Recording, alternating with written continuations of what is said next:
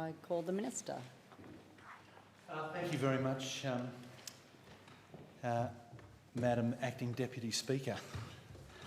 Look, I rise to support the Private Members Bill, the Marriage Amendment Bill 2012, knowing that it's a matter of great interest to the community Australia-wide and to the community in my electorate, and also being afforded the opportunity through those decisions taken by the government and the Labor Party to exercise what's described as a conscience vote on this matter. It is the case that the Labor Party, when it met at National Conference, amended its platform, and it said,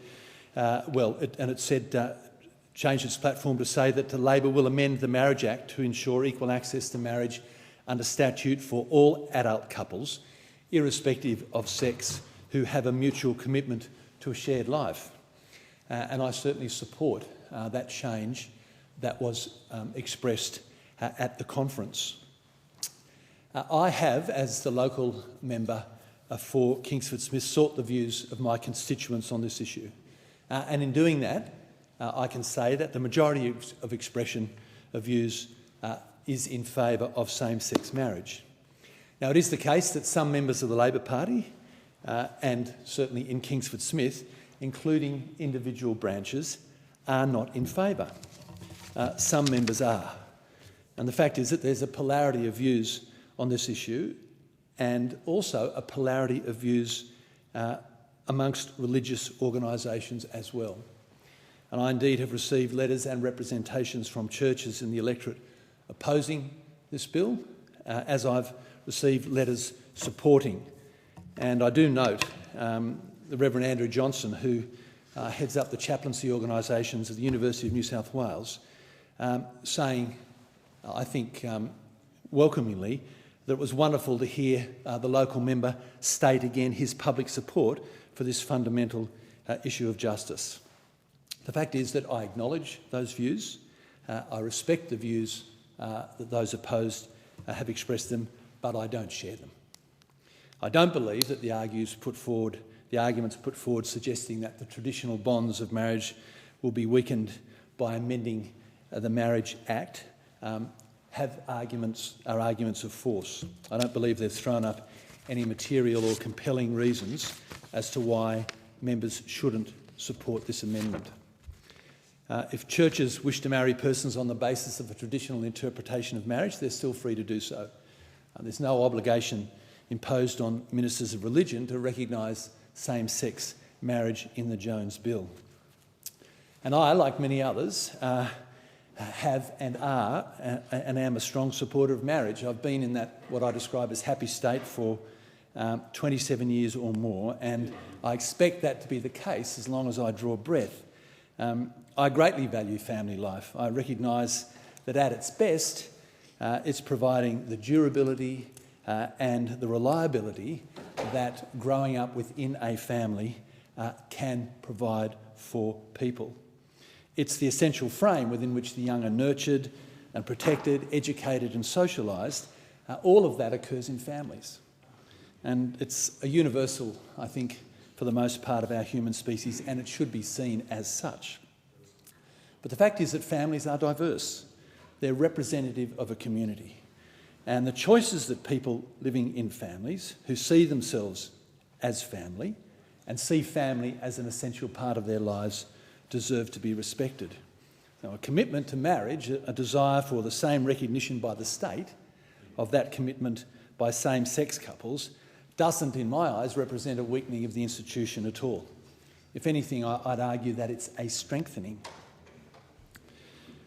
So, to that extent, I'm clear that what the bill in front of us is actually proposing is an opportunity for more people within the community who have a strong and enduring commitment to have it recognised by the state.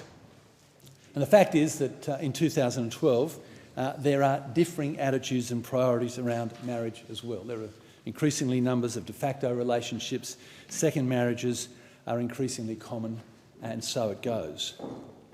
But the desire by one group in the community to have their relationship duly recognised by a sign of intention to have permanence and enduring commitment doesn't represent the destruction of an institution that I've already referred to as being in a state of evolution and change. And the fact is, Mr Deputy Speaker, that it's the integrity and commitment within relationships that has at its heart the endurance that we seek both in families and communities more broadly. Finally, and importantly, I don't consider that sexual orientation in and of itself is sufficient to deny any person to the right to which others are entitled. The desire for recognition of a commitment to a permanent same-sex relationship as a marriage is, amongst other things, a desire to be treated the same as others, to be seen in the same light as others, equally, as it were, as any citizen in our democracy. And the fact is, these people are in our families, they're our workmates, they are members of the community at large, they are the people that we as members of Parliament represent. So if the integrity of marriage as an institution sanctioned by the state isn't sufficient reason to prohibit same-sex couples from having their union recognised, and that's what I'm arguing, then the question is, what reason remains? And I can see none of any legislative or compelling moral or intellectual force. I don't believe we should discriminate against people on the basis of race or religion, so nor should we permit discrimination on the basis of choice of partner and the equal recognition of that choice and commitment by the state. In fact, I don't believe that the denial of rights and opportunities of one group over another contributes to the shared societal goal of healthy relationships across the board and across the terrain, the diverse terrain of human society. For our brothers and sisters, nieces and nephews, for those we work with, for our children, for those whom we represent, this Parliament should not deny them the right to be considered as we are, equal in the eyes of the law and fellow human beings, entitled to have their commitment to a permanent relationship duly recognised by the state. I support the bill.